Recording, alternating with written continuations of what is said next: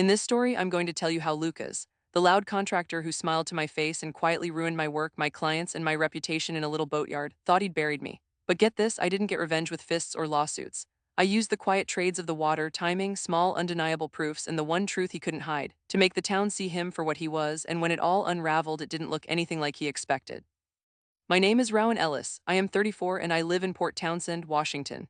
I work on a small boat repairs crew near the waterfront and I know how to read the weather, how to splice a line, and how to coax a stubborn engine back to life when its owner has given up.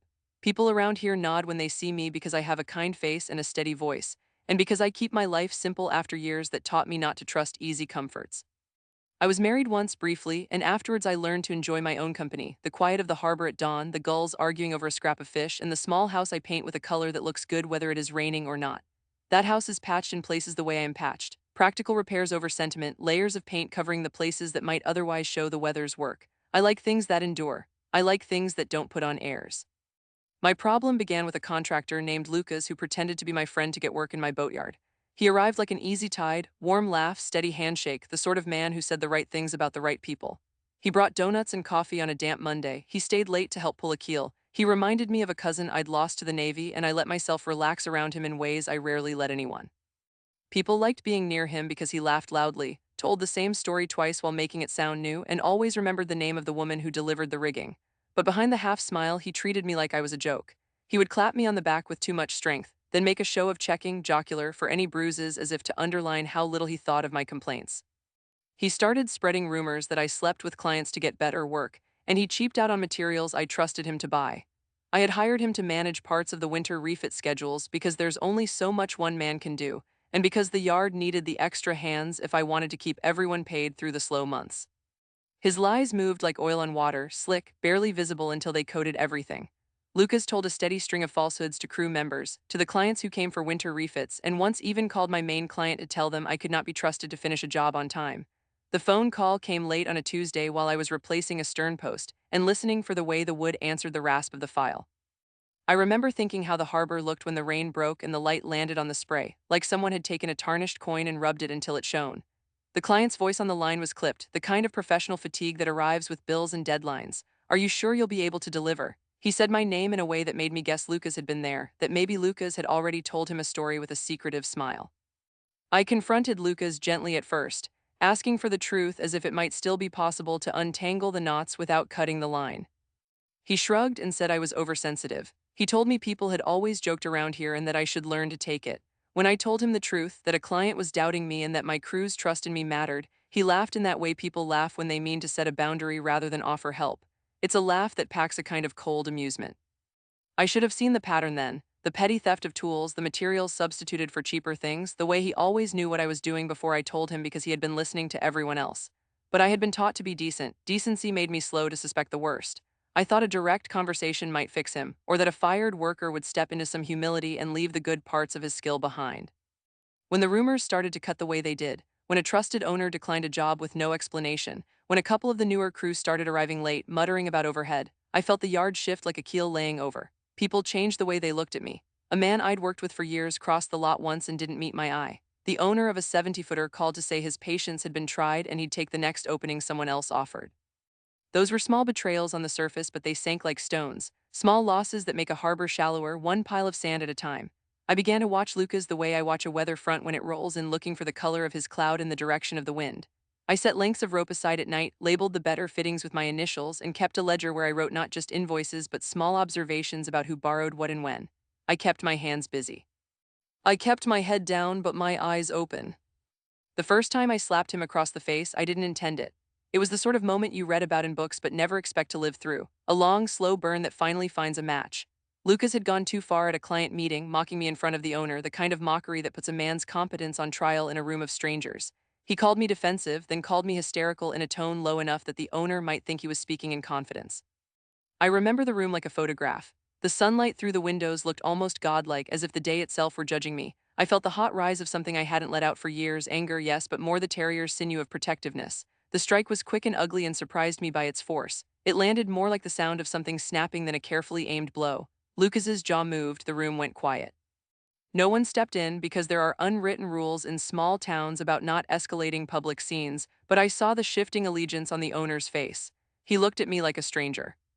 After that, everything tightened. Lucas played the victim as if it were a costume he could take on and off. He told anyone who would listen that I had attacked him unprovoked, that I was volatile and not to be trusted. He turned the story the way a fiddler turns a tune, changing the tempo to suit the listeners. A woman on the dock who'd always admired the way I worked suddenly crossed the yard when I approached, and I felt a chill run through me that had less to do with the Pacific wind than with a more corrosive loneliness. I tried to apologize for losing my temper. I tried to explain about the lying, about the small thefts that add up like barnacles. People hemmed and hawed because conflict makes everyone uncomfortable and because explanations that demand taking sides in small communities are costly. So I began to think differently, not about breaking things or raising my voice again. Those things end in police reports or regret, but about being precise.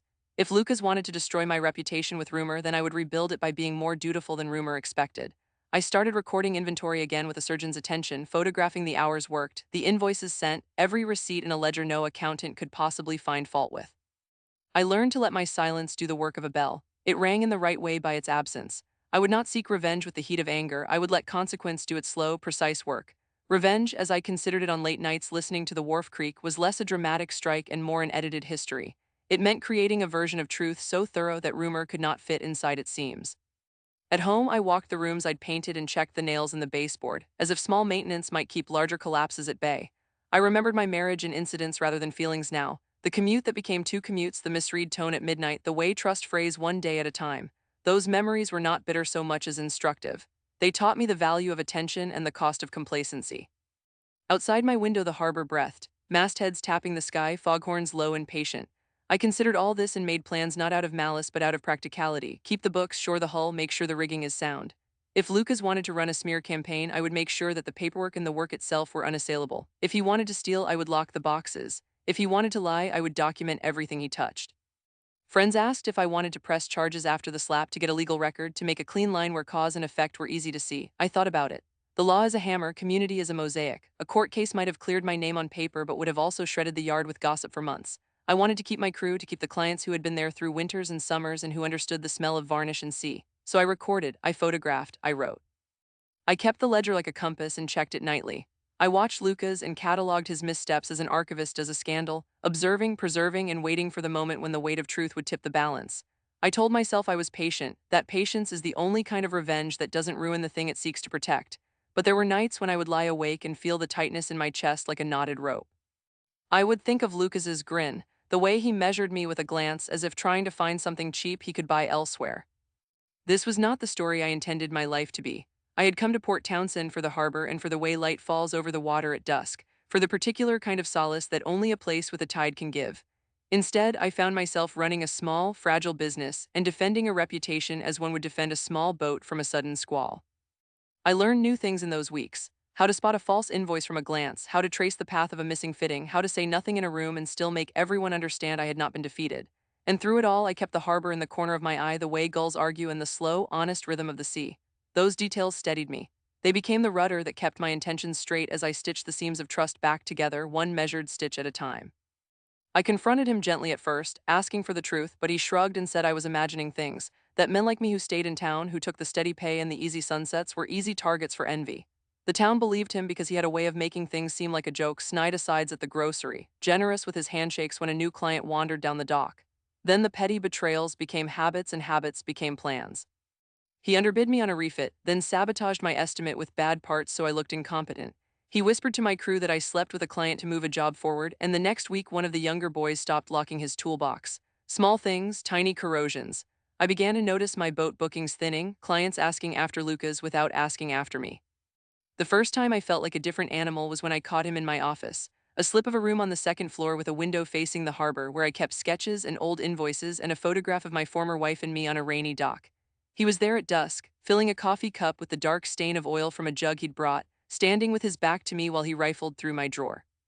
I stepped into the doorway and the sound of my boots on the stairs made him turn, startled, his grin faltering like a tide.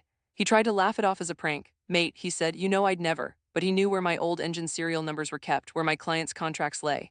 He left like a man who had been interrupted at theft, but he left something else behind that settled like grit in my mouth, a business card with a different logo, with a name I'd never seen.